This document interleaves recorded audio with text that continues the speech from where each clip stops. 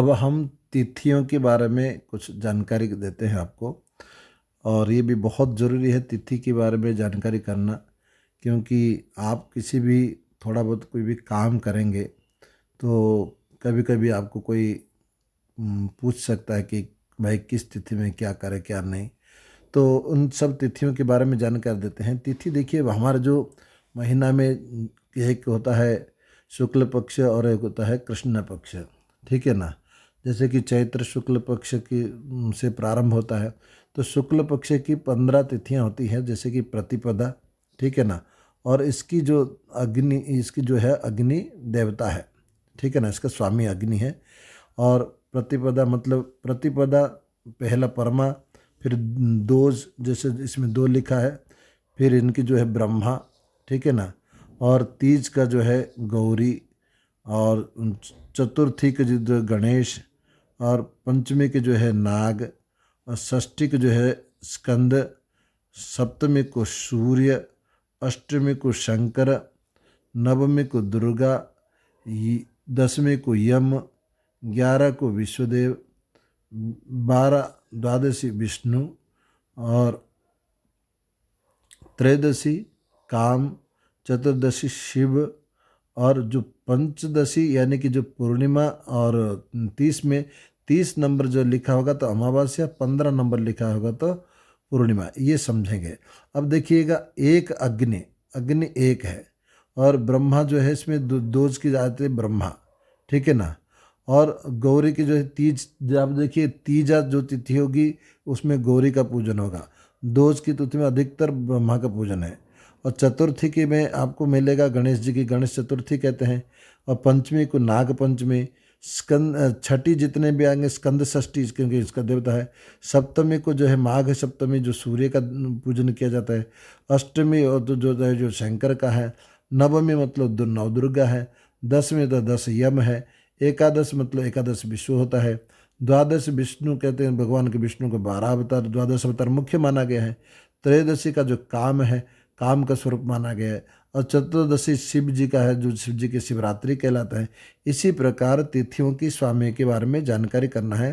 तो प्रतिपदा, जैसे कि एक नंबर हो गया तो क्या हो गया, प्रतिपदा, ठीक है ना, प्रतिपदा। तो द्वितीय को 2 नंबर को द्वितीय लिखा रहेगा, ठीक है ना, द्वितीय तिथि। तो इसी प्रकार आपको ये इसी सबसे याद करना है आपको कि ये जो तिथि है, एक मतलब प्रतिपदा, ठीक है ना, एक प्रतिपदा, दोज, दो को दोज, तीन को तृतीया, 4 नंबर को चतुर्थी, 5 नंबर को पंचमी, और 6 नंबर को षष्ठी, 7 नंबर को सप्तमी, 8 नंबर को अष्टमी, ठीक है ना, 9 नंबर को नवमी, 10 नंबर को दशमी, 11 को एकादशी, 12 को द्वादशी, और 13 को त्रयोदशी, 14 को चतुर्दशी, और 15 को होता है पूर्णिमा, ठीक है, ये होता है पूर्णिमा, पूर्णिमा। और 30 को होता है अमावस्या, ये बात याद रखिएगा।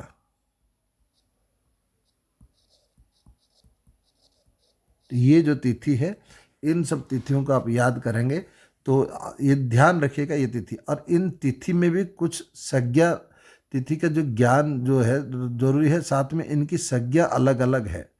जैसे कि ये बहुत इम्पोर्टेंट है आपके लिए। तिथि की जो संज्ञा है वो 5 प्रकार कही गई है। कितने तिथि कितने प्रकार है, 5 प्रकार। मतलब जो इनकी जो संज्ञा है ये कितना, 5 प्रकार है, ठीक है ना। क्या क्या है 5 प्रकार, इसमें हम आपको बता देंगे क्या क्या है। एक आता है नंदा, ठीक है ना, यहाँ देखिएगा इस टेबल में लिखा है हमने, है ना, जो नंदा तिथि है। और भद्रा, जया, रिक्ता, पूर्णा, ठीक है ना। ये जो 5 प्रकार की संज्ञा कह गई है, नंदा च भद्रा च जया च रिक्ता पूर्णेतु सर्वास्थित क्रमात् स्युः। मतलब ये, अब इन 5 तिथि में भी इसमें बहुत इंपॉर्टेंट है कि इन 5 प्रकार की तिथि है, तो कौन सी प्रकार की तिथि में कौन सा वो आता है, आप उसको ध्यान रखिएगा, है ना। जैसे कि नंदा तिथि, नंदा तिथि में आपको मिलेगा 1, 6, 11, ठीक है ना, 1, 6, 11 नंदा तिथि। ठीक है, ये बात याद रखिएगा। फिर मैं आपको बताता हूँ, दूसरा है भद्रा। भद्रा जो तिथि आएगा 2, 7, 12, है ना, 2, 7, 12। फिर जया तिथि में 3, 8, 13। रिक्ता तिथि में 4, 9, 14। और पूर्णा तिथि में 5, 10, 15। ये जो तिथि है, नंदा तिथि को कौन कौन कहलाएगा? 1, 3, 1, 6, 11 और भद्रा। इसको जानकारी करने के लिए क्या होगा आपको मैं बताता हूँ। आप ये 5 क्रमों को याद रख लीजिएगा। क्या? नंदा, भद्रा, जय, हरिक्ता, पूर्णा। तो 1, 2, 3, 4, 5, मतलब इस क्रम से आप दे देंगे तो उंगली में आप गिनती करके रख लेंगे, कोई जरूरी नहीं कि इतना याद करना है। नंदा, भद्रा, जया, रिक्ता, पूर्णा। नया नंदा, भद्रा, जया, रिक्ता, पूर्णा, इतना याद कर लीजिए। तो 5 एक क्रम से 5 कर देंगे, फिर 1 नंबर से लेके 5 नंबर तक पूर्णा हो गया, फिर 6ठा नंबर से फिर नंदा से शुरू हो जाएगा 10 तक जाएगा, फिर 11 नंबर से शुरू होकर 15 तक जाएगा। तो आप उंगली में गिनती कर लोगे। नंदा तिथि कौन से? नंदा, भद्रा, जया, रिक्ता, पूर्णा। ये जो इतनी जो है इसको याद कर लेंगे तो आपके लिए बहुत ईजी हो जाएगा। नंदा, रिक्ता, जया, पूर्णा, नंदा, रिक्ता, जया, पूर्णा। तो नंदा में 1, भद्रा में 2, जया में 3, रिक्ता में 4, पूर्णा में 5, फिर नंदा में आ जाएगा 6, फिर भद्रा में 7, फिर 8, फिर 9, फिर 10, फिर आ जाएगा नंदा में 11, फिर 12, फिर 13, फिर 14, फिर 15। ये इसका क्रम है। इस क्रम से आपको याद हो जाएगा। ठीक है ना। अब इस तिथि के बाद भी एक और बात मैं बताता हूँ। इन सब तिथि में कौन सा तिथि अच्छा है और कौन सा तिथि थोड़ा सा मध्यम है और कौन सा तिथि खराब है, इसका भी कहा गया है कि नंदा तिथि का जो पहले जो नंदा की जो आती है शुक्ल पक्ष में, शुक्ल पक्ष में जो नंदा तिथि आएगी, ठीक है ना।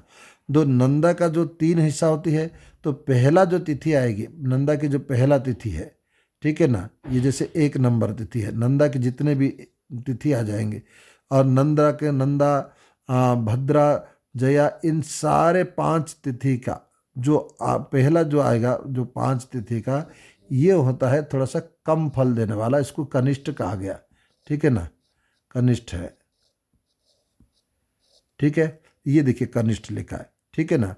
तो पहले नंदा की ये शुक्ल पक्ष की नंदा, भद्रा, जया, रिक्ता का जो पहला तिथि है वो कनिष्ठ है और दूसरा तिथि है वो मध्यम रहेगा और तीसरा तिथि में श्रेष्ठ रहेगा। कौन सी? शुक्ल पक्ष में। ठीक है ना, शुक्ल पक्ष में, ये बात याद रखिएगा। और जस्ट इसका ऑपोजिट हो जाएगा कैसे? और इसी का जस्ट ऑपोजिट हो जाएगा किसमें? कृष्ण पक्ष में। कृष्ण पक्ष में क्या होगा कि जो कृष्ण पक्ष की जो 15 तिथि आएगी तो उसकी जो पहला तिथि है वो 1 से लेके 5 तक वो श्रेष्ठ रहेगा और 6, 7, 8, 9, 10 इस तक मध्यम रहेगा और 11, 12, 13, 14, 15 ये कनिष्ठ रहेगा। तो इसका मतलब शुक्ल पक्ष का जो पहले जो तिथि है नंदा, भद्रा की जो पहले जो सभी की जो पहला तिथि है वो कनिष्ठ रहता है, तो कृष्ण पक्ष में वो श्रेष्ठ होता है। फिर दूसरे तिथि का शुक्ल पक्ष में अगर दूसरी तिथियां जो आती है 6, 7, 8, 9, 10 जो नंदा, भद्रा, जया, रिक्ता, पूर्णा का, अगर वो मध्यम रहेगा तो ये भी मध्यम रहेगा। अब श्रेष्ठ जहाँ आपको 2 चीज़ रखना है, ऊपर वाला जो जो तिथि है, ये जो ऊपर वाला जो हमने 5 बताया, ये 5 तिथि शुक्ल पक्ष में अगर कनिष्ठ होगा तो ये कृष्ण पक्ष में श्रेष्ठ हो जाएगा। और यही चीज़ जहाँ नीचे वाला जो है 5, ये 5 अगर श्रेष्ठ होगा शुक्ल पक्ष में तो ये कनिष्ठ हो जाएगा। ये इतना ध्यान रखिएगा। अब मैं हर तिथि के अनुसार क्या क्या करना चाहिए इस तिथि के बारे में जानकारी दे देता हूँ, एक बार और याद रखिएगा। नंदा तिथि जो 1, 6, 11 नंदा तिथि है ना, 1, 6, 11, इसमें क्या क्या करना चाहिए? चित्रांकन जो कि कला से संबंधित हो या वास्तु से संबंधित हो, ये सब कार्य इसमें सिद्ध होती है। और भद्रा तिथि में, भद्रा तिथि जो होता है ये 2, 7, 12, इसमें विवाह आदि कार्य के लिए शुभ माना गया है। और जया तिथि, देखिए जया तिथि मतलब इसमें लिख दो 3, 8, 13, ये जो जया तिथि है, इन तिथि में संग्राम आदि कार्य जो युद्ध से संबंधित कार्य बहुत अच्छा होता है। और रिक्ता तिथि में, जो रिक्ता मतलब खाली कहलाता है, इन स्थिति में शत्रुओं को बाधा पहुंचाना और घातादि कार्य जो भी इसमें गलत काम रिक्ता तिथि में कभी भी अच्छा कार्य नहीं होता है। ठीक है ना। अब इसमें आते हैं पूर्णा तिथि। पूर्णा तिथि में क्या हो गया, पूर्णा तिथि 5-10 पूर्णिमा है ना, और अमावस्या को भी पूर्णिमा में वो ले लेंगे। ठीक है ना। तो इन सब तिथि में विवाहादि मंगल कार्य सिद्ध होते हैं, किंतु अमावस्या में पितृकर्म ही करना चाहिए, जबकि मंगल कर्म नहीं करना चाहिए। जो पूर्णा तिथि का जो अमावस्या तिथि आएगी तो उसमें पितृ कार्य के लिए बहुत अच्छा है। अगर किसी को पितृदोष लगा हुआ हो उसको अमावस्या में ही करे। ठीक है ना। अब मैं आपको कुछ बहुत इंपॉर्टेंट बात बता देता हूँ। चैत्र शुक्ल पक्ष की जो तीज है यहाँ, और कार्तिक शुक्ल पक्ष जो हमारे, देखिए ये जो तिथि है चैत्र शुक्ल पक्ष और 15वां, कार्तिक शुक्ल पक्ष 12वां और 15वां, आषाढ़ शुक्ल पक्ष का 10 और 15वां, और ज्येष्ठ शुक्ल पक्ष का 15वां तिथि, फाल्गुन शुक्ल पक्ष का पूर्णिमा, और आश्विन शुक्ल पक्ष का 9वीं, और माघ शुक्ल पक्ष का 7वीं, पौष शुक्ल पक्ष का एकादशी, और भाद्र शुक्ल पक्ष तृतीया, और श्रावण शुक्ल पक्ष का अमावस्या और अष्टमी। इन सब तिथि में मनवंतर का आरंभ हुआ था, इसलिए ये मनवनादि तिथि कहलाता है। और कार्तिक की शुक्ल पक्ष 9वीं, वैशाख शुक्ल पक्ष की तीज, और भाद्रपद कृष्ण पक्ष की जो त्रयोदशी, माघ की जो अमावस्या, ये 4 युगादि तिथि है, क्योंकि इसमें युग प्रारंभ हुआ था। तो इसलिए युगादि तिथि कौन कौन है, कार्तिक शुक्ल पक्ष, वैशाख शुक्ल पक्ष की तीज, कार्तिक शुक्ल पक्ष की 9वीं, वैशाख शुक्ल पक्ष की तीज, और भाद्र कृष्ण पक्ष की जो त्रयोदशी, और माघ कृष्ण पक्ष की अमावस्या है। ये 4 जो युग का जो तिथियां है, इसी तिथियों में एक एक युग का प्रारंभ हुआ था। तो ये बात ध्यान रखिएगा, ये सब तिथि के बारे में आपको बहुत जरूरी है। इन सब तिथियों में जैसे कि मान लीजिए कोई अच्छा काम करने जा रहे हो और रिक्ता तिथि पड़ गया तो वो काम नहीं करना चाहिए। ठीक है ना। तो देखिए इसमें जो भद्रा तिथि सबसे अच्छा माना गया। भद्रा मतलब कल्याणकारी तिथि है, सबसे अच्छा है। अगर अनंदा तिथि में कोई भी वास्तु आदि कला करे, भद्रा तिथि में कोई भी कार्य कर सकते हैं। जया तिथि में कोई जय लाभ प्राप्त करने के लिए कर सकते। पूर्णा तिथि भी सबसे अच्छा माना। रिक्ता तिथि की त्याग देना चाहिए, रिक्ता तिथि की शुभ कर्म में नहीं लेना चाहिए।